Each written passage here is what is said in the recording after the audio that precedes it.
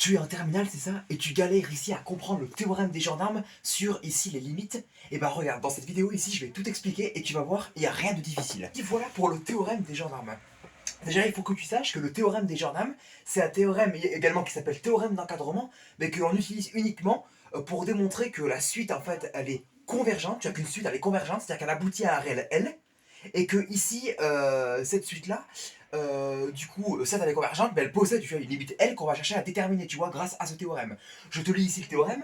Ce théorème, il nous dit que si on considère AN et BN deux suites convergentes de même limite L, tu vois, et si UN est une suite telle que l'on est à partir d'un certain rang AN inférieur à UN inférieur à BN, alors la suite UN est elle-même convergente, et de limite L. Ça veut dire quoi? Ça veut dire ici que si tu as deux suites A, N et Bn qui satisfait ici cet encadrement avec UN, la suite dont tu cherches à déterminer la limite, si ça et ça tend vers L, alors ça tend vers L ici obligatoirement. Tu vois? Il n'y a rien de compliqué. Donc c'est vrai ici que c'est beaucoup d'écriture, mais en fait c'est juste pour dire ça, tu vois. Donc ici je vais te montrer rapidement avec un exemple et tu vas voir ici que c'est pas très compliqué. Ici cet encadrement là, si UN, tu vois, c'est ta suite dont tu cherches à déterminer la limite en plus l'infini et que UN elle est encadrée par 1 sur n au carré et 2 sur n, tu vois, en gros ce que tu vas faire c'est que tu vas étudier la limite en plus l'infini de ça et la limite en plus l'infini de ça. Tu sais que la limite de 1 sur n au carré, lorsque n tend vers plus l'infini, ça tend vers 0. Ça aussi, donc par conséquent, la limite de UN, ici en plus l'infini, ça fait 0, tout simplement, tu vois. D'après le théorème des gendarmes que tu mets bien ici sur ta copie et pour le baccalauréat. Ici, tu peux dire également que Wn est égal à 1 sur n au carré. Attention, ici, par contre, la suite, elle peut pas prendre n égale à 0, sinon ici, ça fait 1 sur 0, ça marche pas. Et là, ici, tu peux poser Ln qui est égal à 2 sur n, tu vois. Et donc, du coup, tu as bien ici Wn inférieur à Un inférieur à Ln, tu vois. Et convenu que Ln et Wn tendent vers 0 tous les deux, du coup, ici, la limite de Un en plus l'infini, ça tend également vers 0. Pourquoi je te dis ça? Parce que tout à l'heure, je t'avais dit que si An inférieur à Un inférieur à Bn, donc voilà, c'est pour ça en fait que j'ai donné ici des noms à 1 sur n au carré et 2 sur n pour ici rester cohérent avec la définition du théorème qui est précédé. Petite application pour terminer la vidéo, déterminer la limite de 2 sinus n sur n lorsque n tend vers plus l'infini, ici avec n strictement positif. Bon là de toute façon c'est un peu évident, tu vois. Ce genre de limite là, tu vois, ça peut tomber au baccalauréat. Même si au baccalauréat, tu vois, c'est un peu plus compliqué, tu vois, ce qu'on va te demander. Mais tu vois, en DS par exemple, tu peux avoir ici à déterminer ce genre de limite là, tu vois. Voilà, en petite question de QCM, ça, tu vois, ça peut te donner. Pourquoi? Parce que tu vois, il y a un sinus, et je sais pas pourquoi, mais les profs ils aiment bien. Tu vois, moi j'en ai beaucoup eu ici quand j'étais en terminale, et c'est un peu amusant. Pourquoi c'est amusant? Parce qu'en fait, on se dit, bah, tu vois, c'est un peu compliqué, tu vois, t'as un sinus. Mais t'as une propriété du sinus. C'est quoi déjà cette propriété? Voici ici cette propriété. Cette propriété, elle te dit en fait que le sinus de n'importe quoi, tu vois, c'est toujours compris entre moins 1 et 1, tu vois. Donc ici, ça va être très utile pour pouvoir encadrer 2 sinus n sur n, tu vois. Et comment tu vas faire ensuite?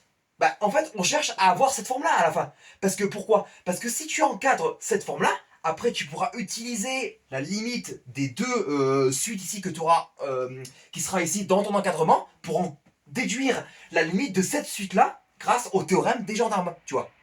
Donc ensuite, comment on fait pour aboutir à ça? Bah premièrement, tu vois, tu as le sinus de n, tu vois, bah il faut arriver à 2 sinus n. Donc tu vas tout multiplier par 2. 2 est strictement positif, ça ne change pas le sens de ton inégalité. Donc ça équivaut à dire que moins 2 est inférieur ou égal à 2 sinus de n, inférieur ou égal à 1 fois 2 à 2. Car ici, on a 2 strictement positifs.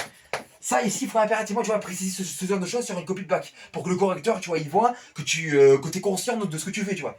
Ensuite, qu'est-ce que tu fais? Bah, il faut tout diviser par n, tu vois, pour obtenir la forme qui est posée ici. Donc tu divises tout par n, qui est strictement positif, ça ne change pas le sens de l'inégalité. Donc ça, c'est équivaut à dire que moins 2 divisé par n est inférieur ou égal à 2 sinus de n divisé par n, inférieur ou égal à 2 divisé par n, car n est strictement positif. Ça, tu vois, ça...